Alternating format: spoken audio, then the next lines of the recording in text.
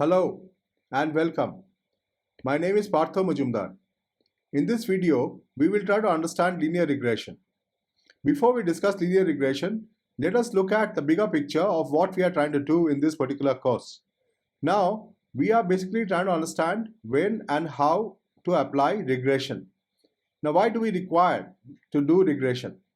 Say for example, in my house, I want to estimate what is going to be my next month's expenses to run the family.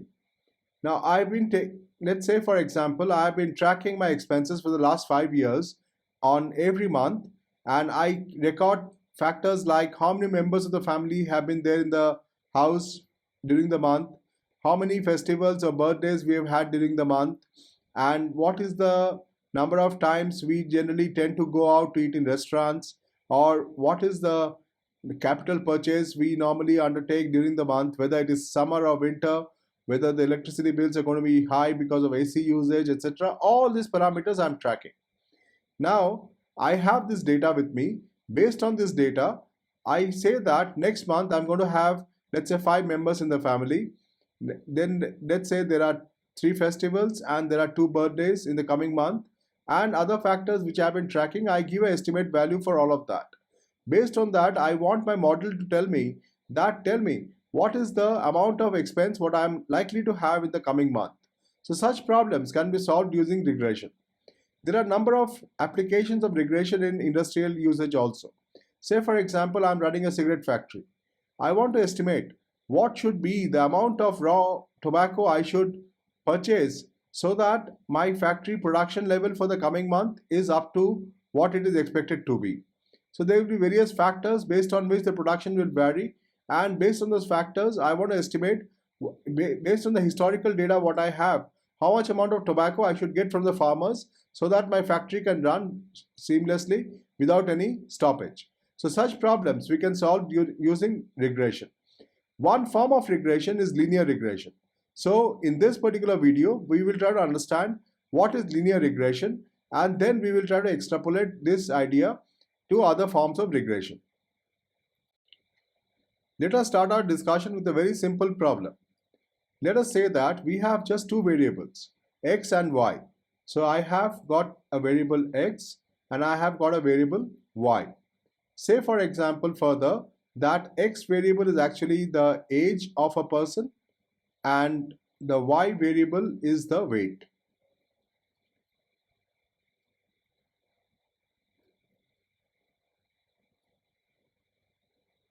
So I have the x variable as x and I have the y variable as weight.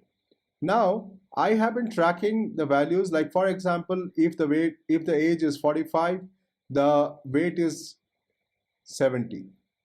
Like this, I have been tracking data for many people over a large sample.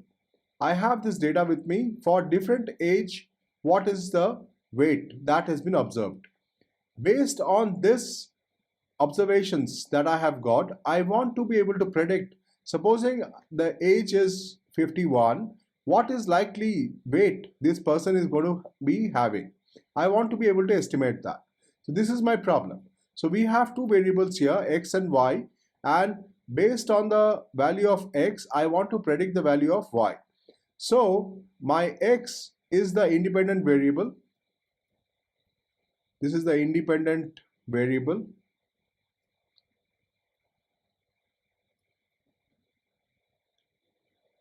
And y is the dependent variable because y depends on x.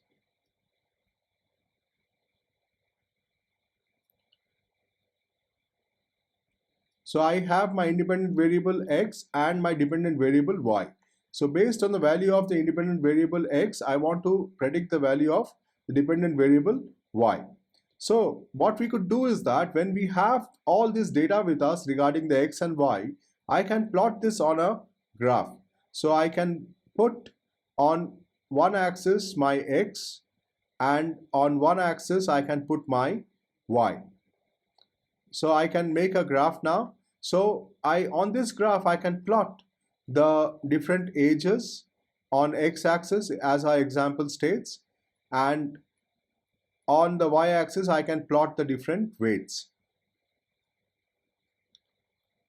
say for example, I have plotted that for this particular age, the weight is here, or for there's another value which falls here, there's another value which falls here, and I plot.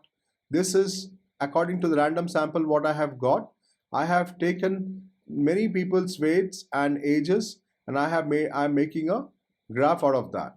So I have these data with points with me, based on which I want to make a prediction for y for a given value of x. Now, when we have a data like this is basically a scatter chart between x and y. Now, what I can do is that I can try to draw a line. I can try to draw a line such that that line represents the value of y for a given value of x. Supposing I draw a line like this, now I want to make sure that this line is a good prediction based on the value of x if I have to predict the value of y. But how do I know that this is the line which actually will give me the best estimate? I could have another line also here which could have been another possibility for predicting the value of y for a given x. Now, let's say for example, we find out that this is the line. How do we find out? Let's discuss that. What we do is that, supposing we take any of these lines, let's say this is the line which I have taken, which seems to me that this is going to be the best estimate. Now, on this line, what I do is that I see the predicted value of x, that is here, and I see the actual value of x, that is here. So for this particular value of x, the actual value was here, whereas the predicted value is here. Now, the difference between the actual value and the predicted value, this is the error in my estimate. So this much is the error in my estimate. So similarly, if you take this point, now there is this distance here, this is the predicted value, and this is the actual value. So this is the error in my calculation. If I take any other point, so from this point, this is the actual value and this is the predicted value. So there is a difference between the actual value and the predicted value, and the difference is the error. Now if I take all the errors, and if you notice that some errors are positive, some errors are negative. So it may happen that the negative and the positive may null out each other. So for that, what I do is that I take the error and I square it. If I square it, all the errors become positive, and then once I square it, I sum up all the errors. So I will make a sum of all the errors, and this will give me the sum of errors. If I divide the sum of errors by the number of observations that I have, I get the mean square error.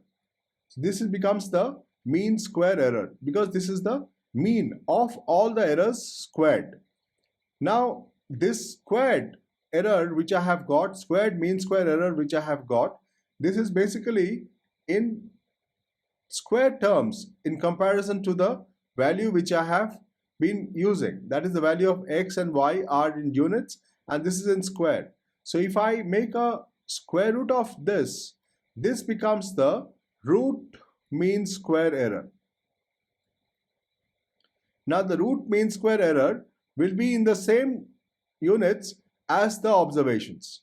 So now I have got a value which is the root mean square error. Now what I do is that I take all the different lines which I have tried to draw, and I see the line which has the least amount of root mean square error. The line which has the least amount of root mean square error can possibly be the line which will give me the best prediction for the value of y for a given value of x. So this is the way, if I am able to find this line will become the line of my linear regression, so that using this line I can predict the value of y for a given value of x. Now we know that equation of a line is y is equal to mx plus c. Now here c is a constant, x is the variable, the independent variable, and its coefficient is m, and y is the dependent variable which we are trying to predict. Now this is the equation of any given line. Now in this line, if you notice that, supposing I make x is equal to 0. If I make x is equal to 0, so if x is equal to 0, then y is equal to c. So this line, if I let's say this is my line of the linear regression, and when I make x is equal to 0, that is x is here, and so y becomes equal to this value, which is nothing but c. This value c is what we know as the intercept.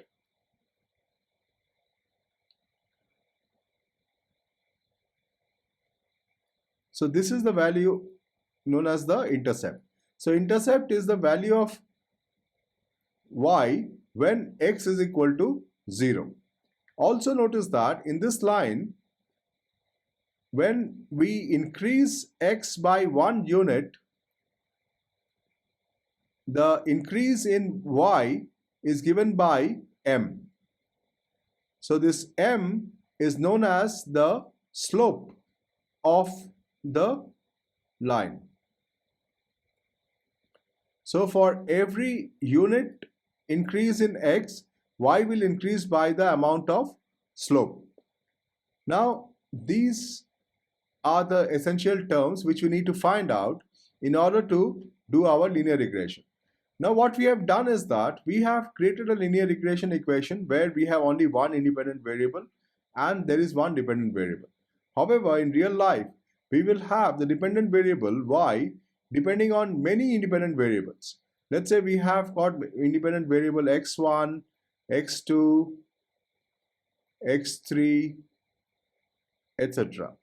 So we have, right now we have taken 3 independent variables. Now for this we can draw a linear regression equation where we can say that y is equal to beta 0, which is the intercept, plus beta 1 is the slope of x1. So beta 1 is the unit by which y will increase given x1 and x2 and x3 are constant and x1 is increased by 1 unit. So plus beta 2 x2 plus beta 3 x3. Now for every linear regression equation, we will always have a small term which is known as the error term. We normally represent it by epsilon. So this becomes my equation of the linear regression. So if I am able to get this equation, then I can put in the values of x1, x2, x3, and I can expect to get a value of y. So the problem in linear regression is that for a given set of variables, that is x1, x2, x3 up to xn, I need to find these betas, the beta 0, beta 1, beta 2, beta 3, etc. so that I have an equation based on which, giving the values of the independent variables x1, x2, x3, I am able to get the value of the dependent variable y. Now let us extrapolate the idea that we have just discussed. Supposing we have again a simple case where we have just 2 variables x and y, and we have plotted x and y for different observations that we have made. So supposing this is my plot. Last time what we did was that we tried to figure out a straight line between these points which gives us the estimate. Now supposing I try to figure out a curve which goes through like this, and this curve is going to give me the prediction for a value of y given a value of x. Now this kind of a curve can be obtained by a polynomial. So supposing I have a polynomial, then I can obtain a curve like this. Now supposing this polynomial is of degree 2, it becomes a quadratic equation. So it becomes a quadratic equation, supposing it's of degree 2. So if I'm able to figure out, instead of a straight line, if I figure out a equation of degree 2 I get a quadratic regression. If I am able to figure out a line of a higher degree, then it becomes a polynomial regression. So I can extrapolate this idea of linear regression to higher forms of regression, which can be obtained by using higher degree equations.